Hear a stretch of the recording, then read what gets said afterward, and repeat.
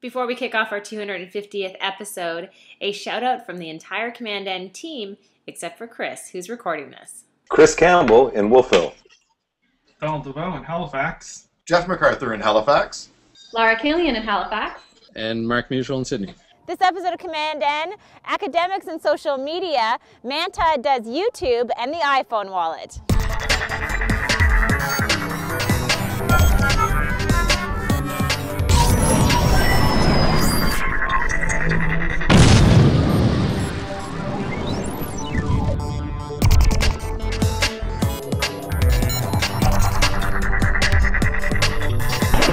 Welcome to episode 250 of Command N. I'm Amber. I think we found the most festive houses in all of the greater Toronto area for this particular show. Later on in the show, we're going to get Jeff and Laura to talk more about what's going on in Halifax with a recent event called Hal-Con. But first, here are some of the headlines from this past week. Hello, friends. We've seen the Old Spice guy dive into the ocean, and now we can see him get into the holiday spirit with a new series of videos featuring what the agency is calling Manta Claus. This really is a modern-day Santa Claus, and I have to say, I kind of like it. To the people waiting at the stoplight at the intersection of Nanjing West and Huashan Roads in Shanghai, I give you the gift of a green light. Now,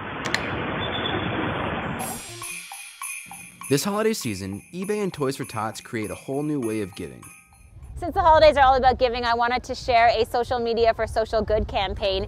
eBay has created 2 storefronts on each coast of the United States where they feature old school toys that have QR codes attached to them that you can scan and then get animated videos. You can also buy these virtual toys that will then be shared with your friends on Facebook if you choose to do so. The best part about this campaign is that the money will be donated to Toys for Tots to help needy kids.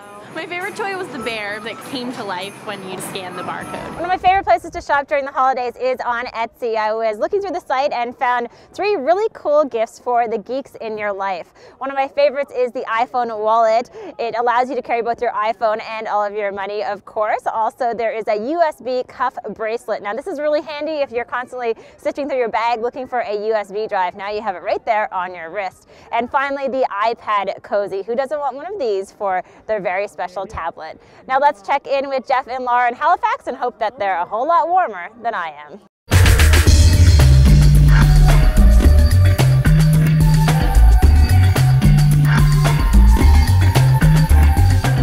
Hi, I'm Jeff MacArthur. I'm Laura Killian. And we're here at Hal-Con. Halifax's sci-fi fantasy convention.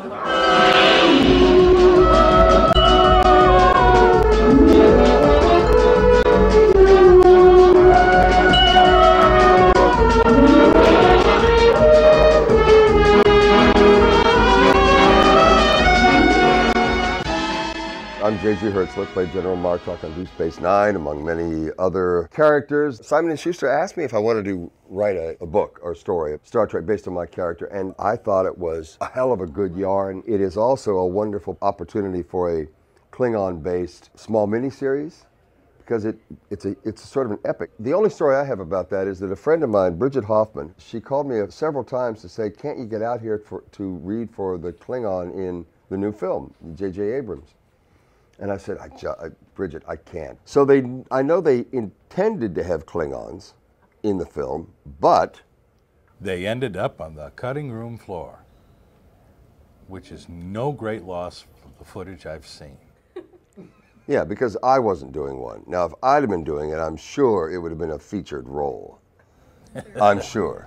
Hey, JJ, next time, buddy, eh?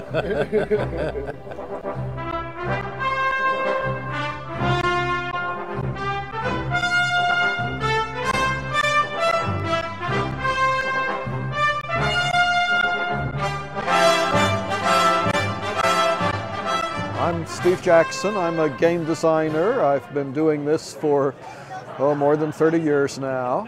The thing that I'm best known for right now is certainly the Munchkin game, which is a card game that started off as a parody of bad dungeon crawls and has kind of expanded and turned into a parody of everything. The big announcement here at Hal-Con was a new version of Munchkin, which will be called Munchkin Apocalypse. And that's, just, you're a Munchkin, it's the end of the world, what can you get out of it? We're doing some silly plush toys like the little Duck of Doom. We're also going to be doing some plush tentacles, which are just silly things because we want to do them. And I'm not sure if you can imagine what they look like.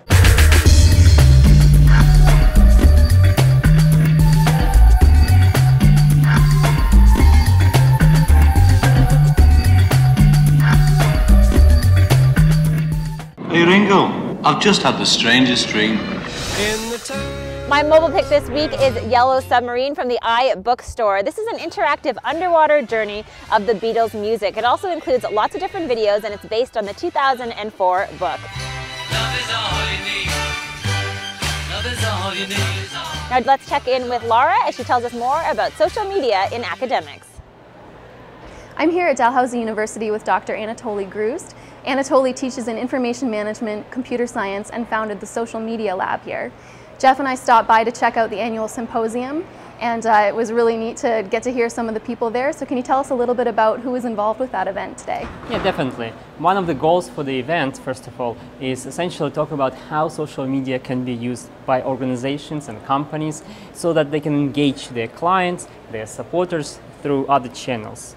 The secondary goal was to try to bridge the gap between academia and business. It's amazing to see right now how more and more academics actually join in different social media and social networking websites, and finally realizing the whole potential of the tools to connect to their colleagues locally, but also internationally, and also to be able to disseminate their research results to a broader audience. So go beyond just their colleagues in a particular discipline, but also talk to journalists through social media and networking tools, talk to general public, talk to businesses about their research. The conflict in academia is that you don't publicize your materials until it's published in peer-reviewed research.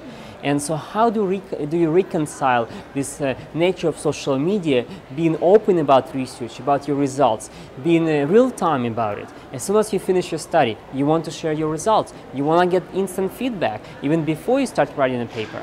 But it's not published in peer-reviewed. What if somebody will steal your ideas? You know, what about copyright issues? What about licensing, patenting? So there is still a lot of unanswered questions. We have interesting cases. For example, some academics using social media to sponsor and fund their research. And now we have social networking websites that are specifically targeting scholars and academics. For example, website academia.edu, mostly social scientists. Another academic-specific website, ResearchGate. So ResearchGate is more focused on sciences, and it's actually already over 1 million users, and it's just more and more scholars joining those websites.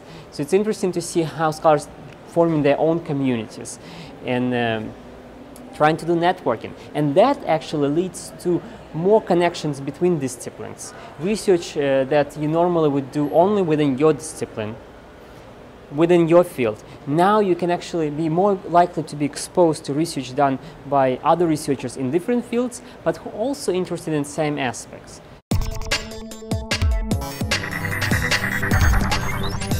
Our web pick this week is from one of my favorite countries, Sweden. Hi everybody, my name is David Lindström. I'm from Sweden. I would like to recommend a nice phone app. It's called Swedish Christmas, and it tells you all about traditional Swedish Christmas celebration. Like an advent calendar, there are 24 windows, and behind each window there's a song, a movie clip, and some kind of inspiration about Swedish Christmas traditions. The quality in this app is remarkably high, and the Christmas feeling is even higher. So if you like Christmas and you're curious about Sweden, this is the app for you. You can find it on Google Market and on App Store. Thank you very much. Bye bye. That's all for this episode of Command N. As always, you can find us online at commandn.tv, where you can leave us a comment, and please feel free to share this video on Facebook, Google+, or anywhere else you like online. And we leave you with a snowy drummer roll. Little baby, ba-rum-bum-bum-bum. I am a poor boy too, ba-rum-bum-bum-bum. I have no gift to bring, ba-rum-bum-bum.